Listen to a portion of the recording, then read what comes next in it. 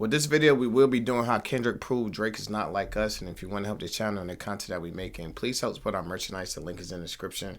If you didn't hit the like button, make sure you hit the like button. Try and get the channel to grow. And the only way we're going to do this if you like, share, and comment on the content. So without further ado, let's get into the video. Let's go.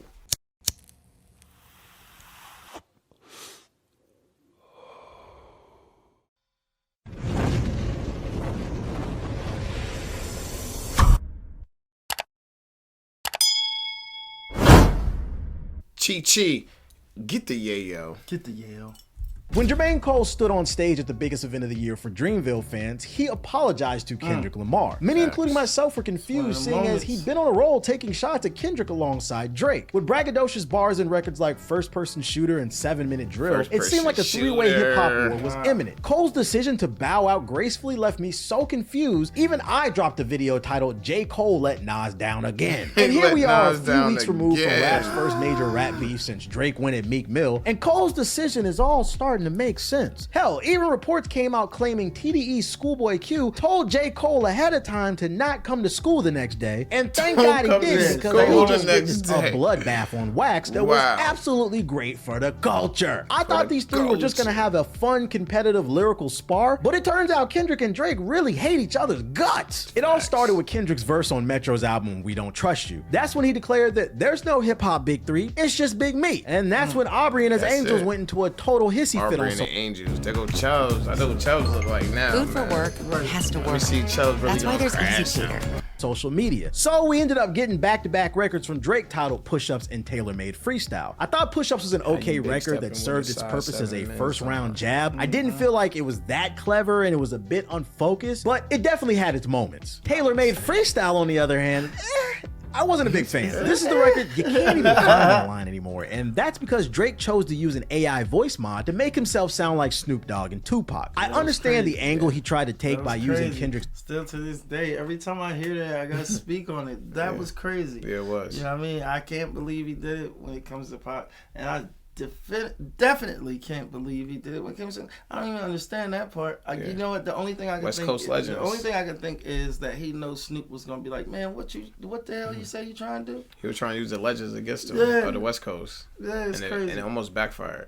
Because out of all the Drake disses, that's like one of my least favorite. I like everybody's least favorite. Yeah, my two favorites probably Push Ups and The Family Matters. Yeah, Family Matters. Yeah. West Coast heroes against him, but I don't think it stuck its landing for me. Specifically the Tupac portion. That man's been deceased for 30 years. I don't understand why people don't just let him rest in peace. And apparently I wasn't the only one who wasn't a fan either, because the Tupac estate sent a cease and desist notice and the song was taken down. It was seen that Drake didn't ask for permission to use Tupac's voice, which further reinforces why 30 years and this cease and desist letter came out, and you heard what he said. The song was taken down. It wasn't playing, man. Like, you know, it's just like that AI. It's cool technology, but when it comes to artists and because you're dealing with, aside from emotions and all of that stuff that actually matters, you're just dealing with creativity and false products and like it's Cause you were showing me an article about the one AI where they were using a lady's voice as an actor. The AI, her voice was selling products. With her voice, and it wasn't even her. Yeah, I remember. I can't think of her name right now. It's crazy where AI going. That's where it was going, and it's just a shame. Like it's like somebody literally stealing your identity. Yeah, facts. I'm just going to take your visual image and your likeness, and I'm gonna use it how I want to. Like, nah, that ain't cool. Nah, it's crazy. The Heart Part 6 is such a terrible record, but I'll touch on that more later. Instead, I want to focus on a part about tailor-made freestyle that was forgotten. The internet moves really fast these days, so people tend to forget even quicker, so allow me to refresh your memory. One of the key takeaways in tailor-made freestyle was Drake was taunting Kendrick. He kept begging Kendrick to drop, even insinuating he was scared. He also did this on Push-Ups as well. And I'm not gonna lie, at one point, it did look like Drake was bullying Kendrick because K-Dot was so quiet. I just want to reinforce the whole taunting part of this battle because I think that part was forgotten, and it plays a major role in why I don't feel bad for what happened to Drake and his stans who are still defending him on social media. But in retrospective, Kendrick really wasn't getting bullied. Yo, Drake stans are so bad that like you can't even have a conversation about Drake without being accused of being a stan. Yeah. You know what I mean? Regardless of what side you take. Yeah. Like, I have definitively say, like, I'm Team Kendrick. But, like, it's still like, nah, stick it up for Drake. And that's all I'm saying. You know it's a serious impact. Yeah. Because even if you speak his name and not even just like, oh, I want to, but, like, just in a positive light, like, giving him credit for, like, what he's done. Yeah. Oh, you're getting your head cut off. Yeah. You're getting your head cut off. Yeah. I was telling how somebody slid in my inbox who was telling me, it's like, all your reactors on Kendrick's side, don't try to switch sides when Drake drop new music. Stay on that same side that you're on now. And I was like, dang, like that was kind of crazy. Yeah, that was wild. You know what? Stuff like that be killing me. Like if I went to my Facebook memories today, no bull, it would pop up. I was listening to Kendrick 2 years ago. I seen it this morning. That's crazy. But stuff like that is just like, it's a testament to like how much of a quick impact that an artist can make, because you would really have to be like, nah, man, I've been listening to Kendrick for this long, you know, because everybody just jumping out there pretty much on a bandwagon. Yeah, that's what it seemed like. It was simply the calm before the storm. When the smoke cleared on this battle, all I can think of was that scene from Pearl Harbor where Admiral Yamato says, I think we woke up a sleeping giant. I think one of the most unique things about this battle we've never seen before is the onslaught of records. Usually artists go back and forth in a battle, but Kendrick treated Drake like he was a fire who was gonna throw dirt on and just suffocate him. And it started with Euphoria, which upon first release, I liked it, but it also felt like a light jab similar to Push 'Em. It's a light jab. Online. Not a hard jab, but I mean, look. It's one of them reach funds. Immerses you in a universe with thousands. I would say at this point in the battle, I would give a slight edge to Kendrick, but Drake is far from out of the fight. That's how I felt when the song first dropped. Now that the battle's over, that song is aging like fine wine. Not only is it a banger, but Kendrick told Drake everything that was gonna happen, and he still let it happen. Then K-Dot followed up with 616 in LA, which is a series. This song was just okay to me at first, but I think this one has really grown on me. That Al Green sample is great. It's essentially a 3-minute record saying, I don't want to do this, but I was chosen to slay the dragon. So let me say a prayer, kiss my wife and kids goodbye, as I wage war against a man that represents everything that I hate about modern hip hop culture. This is enough. He said, kiss the wife and kids goodbye, and I'm about to go wage war. Yeah. That was tough.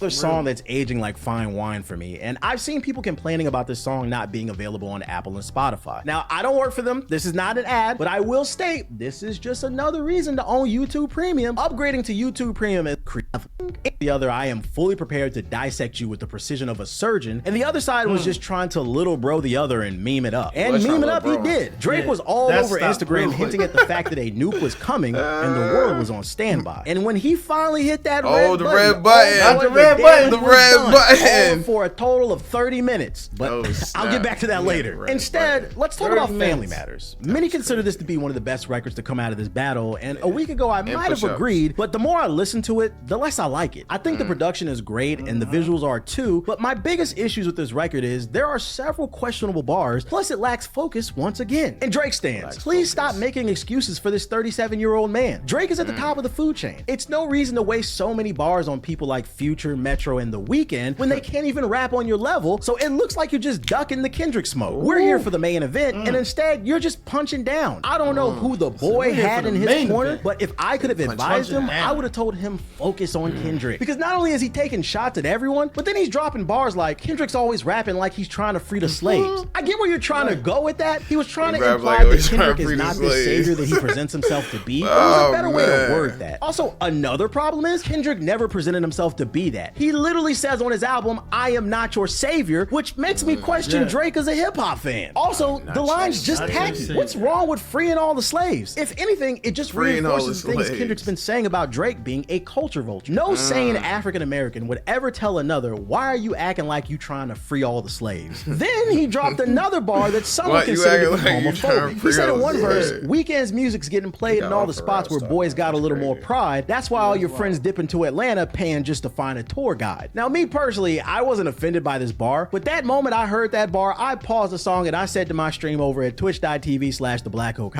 yeah, that's about to make you a lot more unnecessary enemies because it was just a stupid and unnecessary bar. It could be offensive to gay and straight people, because if you're trying to say a straight male like me is gay for liking The Weeknd, I'm just gonna say that's stupid because I am a man who's gay. You like niggas, get that through your head.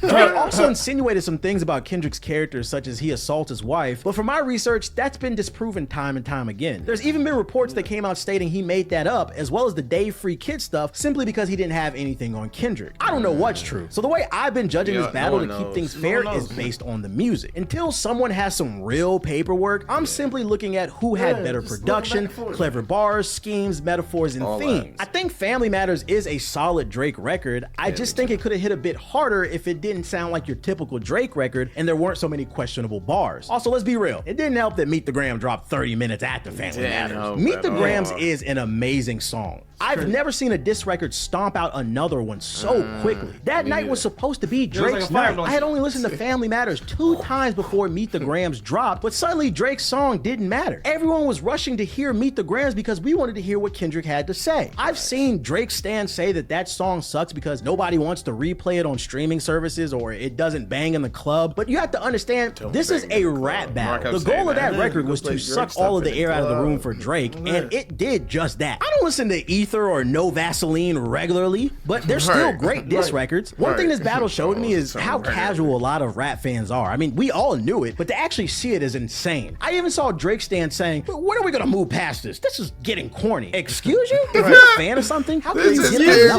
This is the first time that we've seen Titans collide since Nas versus Jay-Z. I mean, Drake versus Meek Mill was just Drake punching down. Meek was never going to win that battle. I mean, rap fans agree Pusha T did body Drake, but Drake stans refused to accept that. Instead, they opt to make the corny argument about how he has the most album sales, even though Drake admitted he lost. There's not really much I can say better than Drake Has a Baby. He won. So once again, this is the first battle of the Giants that we've seen in a while, so let people enjoy it. For some, this was their first major rap battle, and to be honest, I miss it. A part of me wishes either party dropped one more record, because since the battle ended, social media has returned back to your typical gender wars podcast and shitty video game takes all over my timeline. That night Meet the Grams dropped was absolutely insane. That track gave me goosebumps the first time I heard it. Shout out to The Alchemist, because the production sounded like something out of a horror movie. Some people didn't like the beat because it wasn't a club banger, and to those people I say, you totally missed the point. The purpose of that beat was to set a somber mood. The angle K-Dot took by sitting down and sunning each of Drake's family members was great. I've been talking about Drake being an emotionally stunted adult on this channel for some time, so Meet the Grams really resonated with me. This record felt like a dad was giving his son a well-deserved ass whooping in a stern car. There's no way you can convince me the reverb on Kendrick's voice when he said "you lied" didn't make your skin crawl. There were tons of wild accusations on this record as well, such as Kendrick insinuating Drake is running some type of sex trafficking operation, and Drake's kids were surrounded by pedos. And oh boy, if this stuff comes to light and it turns out to be true, that's horrible and we need to pack up Drake. But for now, there's not enough hard evidence on that. So instead, I'm strictly judging the song for the creative angle he took, the production, and the delivery. This did not sound like your typical Kendrick record. So to me, he scores points for the creativity and the versatility. Now, in regards to not being enough evidence, I'm talking about the sex ring stuff with the Tinder app. I haven't seen enough on that to believe it, but I will say Drake does have some questionable interactions with young women on record, and Baka, aka Drake's right-hand man, he's looking crazy too. Drake's been shouting out Baka for years, and just in case you needed a reminder, I might declare it a holiday as soon as Baka get back on the road. A holiday? Yeah, that line does sound crazy now the world is more aware of the fact that Baka did time for pimping, aka sex trafficking. I mean,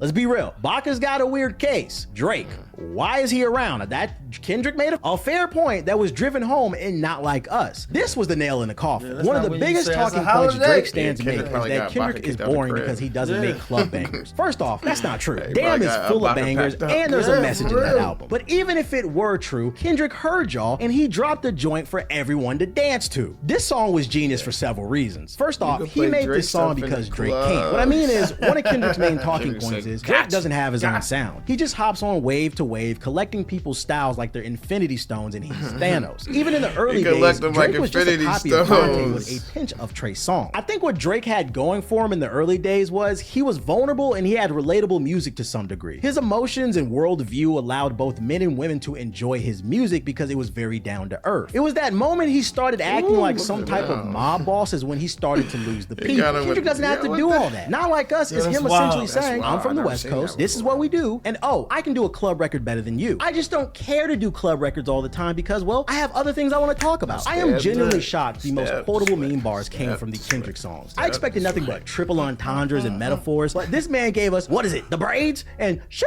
What is it, the braids? And you can't forget A minor, and that's just a few. I could keep going. Half of Not Like Us is basically just calling Drake a pedo, stuff we've heard before, but the reason it resonated with the people is because of Kendrick's delivery. He's having fun on the record and once again showing versatility. My favorite scheme in this song was that Atlanta flip. This man took those homophobic bars from Family Matters about Atlanta and turned it into a whole history lesson, then used that history lesson to prove how Drake is colonizing Atlanta, which further plays into his insecurities of not belonging to the culture and being half white. I just don't understand how anyone can call themselves a rap fan, but then call this song trash. And before anyone calls me a Kendrick fanboy, just know you're listening to someone who used to call himself Drake Jr. and Darth Drake. I literally used to troll in Call of Duty lobbies singing like Drake because I was such a big Drake fan at that point in my life. I sound like Drake. Remember that era?